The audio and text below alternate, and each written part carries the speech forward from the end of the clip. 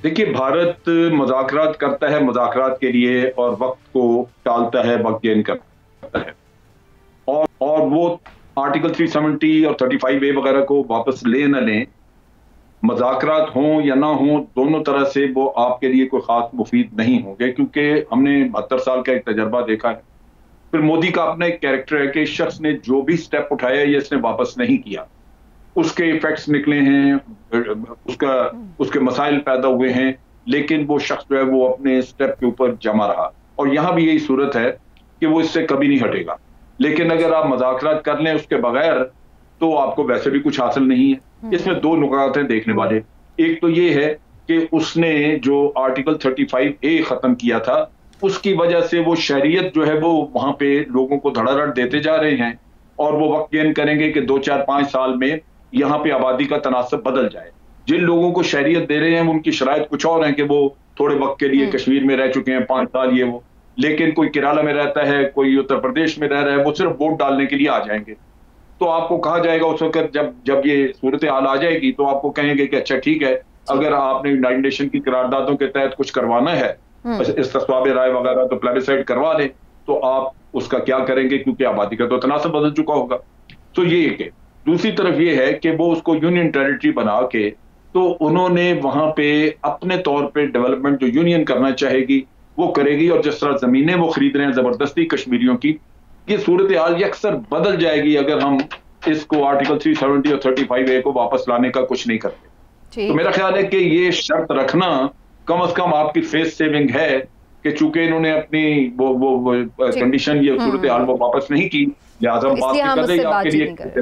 मैं समझता हूं कि इमरान खान को दाद दें कि वो एक वाहिद पॉलिटिशियन है, वाहिद लीडर है जो इतनी अवेयरनेस और इतनी रिकग्निशन, पब्लिक रिकग्निशन पाकिस्तान में दिला सका है एनवायरमेंटल डेंजर्स के लिए। मैं कहता हूं जैसे भी वो हो ऑन अदर थिंग्स, उसका लेगेसी जो होगा इमरान खान का वो ये होगा एनवायरनमेंट का। और दूसरी चीज़ आपको मैं एक जल्दी से एक स्टेटिस्टिक्स देना चाहता हूँ। 400 शहर हैं जो बड़े डेंजरस हैं, जिनमें 1.5 बिलियन लोगों का पॉपुलेशन रहता है।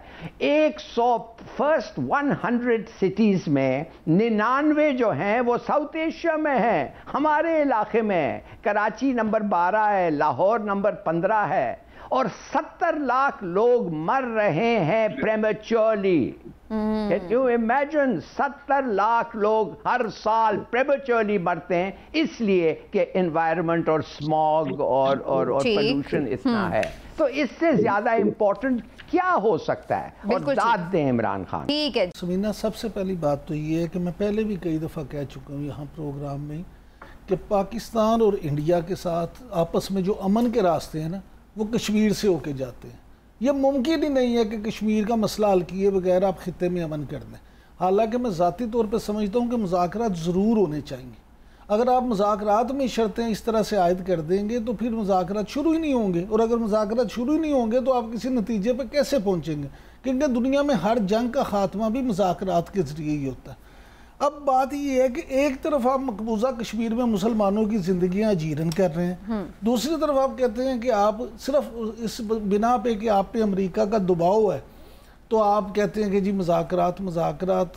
इंडिया पे भी इस वक्त बड़ा अमेरिका का दबाव है। उसकी बुनियादी वजह ये है कि अमेरिका ये चाहता है कि अफ़गानिस्तान से इनखला जो फौजों का उसमें कहीं किसी भी तरीके से पाकिस्तान अपना रोल अदा करे और उसमें वो निकालने में कामयाब हो जाए। अब पाकिस्तान और इंडिया में अगर आप समझे कि मामलात ख़राब होते हैं तो पाकिस्तान तो पूरी तरह उस तरफ तवज्जो ही नहीं कर सकता। ये सारी चीज़ें अगर आप देखें तो मैं समझता हूँ जो हिलाली साहब इतराज़ कर रहे थे ना अभी कि ये प्राइम मिनिस्टर ने क्यों कहा है, प्राइम मिनिस्टर मुझे ऐसा लगता है लाली साहब कि शायद फेस सेविंग चाह रहे हैं। अच्छा, जिस तरह वो कह रहे थे ना कि ये 2-3 शर्तें रखने की बजाय उन्होंने कह दिया रोड मैप दे, तो रोड मैप के जरिए कहीं वो फेस सेविंग नहीं चाह रहे हैं कि चले एक फेस सेविंग मिल जाए, कोई लारा ही मिल जाए हमें कि हम ये कर लेंगे। उन्होंने ये कहा इस बिना पे हम मुज़ाकरात कर रहे हैं। तो इस तरह की चीज़ नज़र आ रही है जो कि मैं समझता हूँ कि यहाँ पे अगर आप ये देखेंगे कि तो जो जेनेवा कन्वेंशन है उसके आर्टिकल 49 के तहत भी आप फोर्सफुली किसी भी जो मुतनाज़ इलाके उसकी डेमोग्राफी तब्दील नहीं कर सकते। یعنی انڈیا اس طرح کا بدماش بنا ہوا ہے، علاقے کا اس طرح سے وہ جگہ بنا ہوا ہے کہ وہ صرف کسی قانون کو مانتا ہی کہاں ہے وہ نہ بین الاقوامی قانون کو مانتا ہے، نہ آپ کی بات مانتا ہے، نہ جو مودی ایک فاشسٹ سٹیٹ اس نے بنا دی ہے، جو اس کے دل میں آتا ہے وہ کرتا ہے، وہ کہتا ہے اور اسی پہ وہ عمل کرتا ہے۔ یہ جو باتیں ہیں کہنا، یہ بالکل وہ امریکہ والی پالیسی ہے جب وہ کہتے ہیں کہ پاکستان بڑا اچھا کردار ادا کر رہا ہے، کبھی کہہ دیتے ہیں کہ پاکستان کا بڑا اہم رول ہے، کبھی ایسے ہی کہہ دیا کہ پاکستان ہمارا اسٹریٹجک پارٹنر ہے۔ یہ ساری باتیں ہیں جن کا اصل میں معنی کوئی نہیں ہے۔ اچھا، یہاں پہ انہوں نے یہ کہا کہ جناب پاکستان نے بھی پازیٹیو رول ادا کیا ہے، یہ آرمی چیف ان کا بیان تھا، انڈین آرمی چیف کا، لیکن کل اس نے پھر ایک بیان دیا تو اس نے کہا جی کہ پہلے پاکستان ٹیررزم روکے۔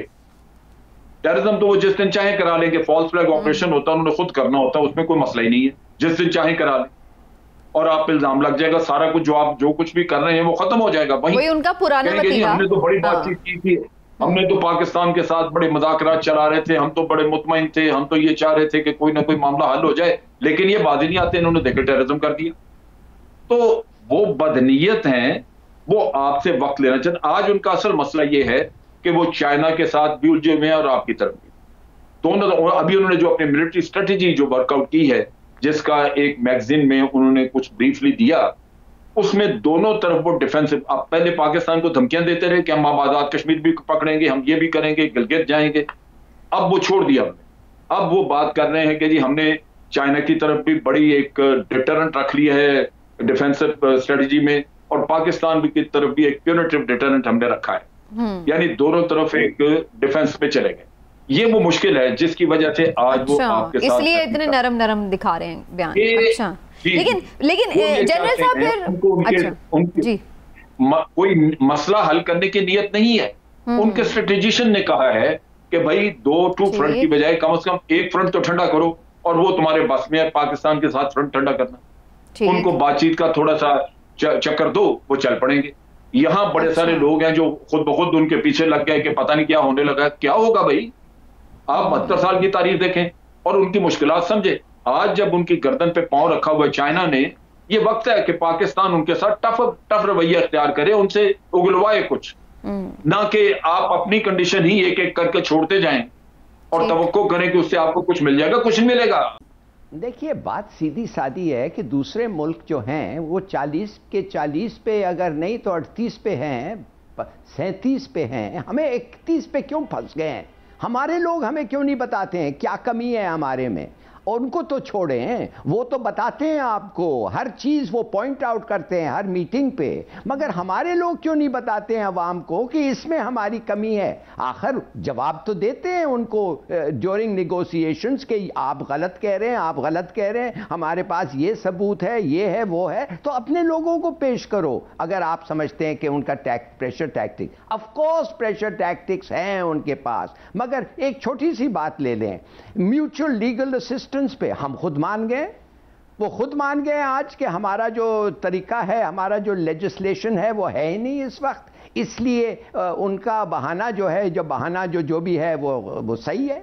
دیکھیے کہنے کی بات یہ ہے کہ ہاں ہمارے پہ پریشر ہے، ہمارے پہ پریشر، گرے لسٹ پہ رہنا پریشر ہے، مگر ہمیں پتا ہے کہ ہم بلیک لسٹ پہ نہیں جائیں گے، ویٹو ہو جائے گا۔ چین ہمارے ساتھ ہیں، 5-6 اور ملک ہمارے ساتھ ہیں، مگر بتاؤ اپنے عوام کو کہ یہ جو 9 پوائنٹس ہیں اس میں کس چیز پہ ہماری کمی ہے اور کیوں ہے، اور کیوں نہیں فکس کرے اس کو۔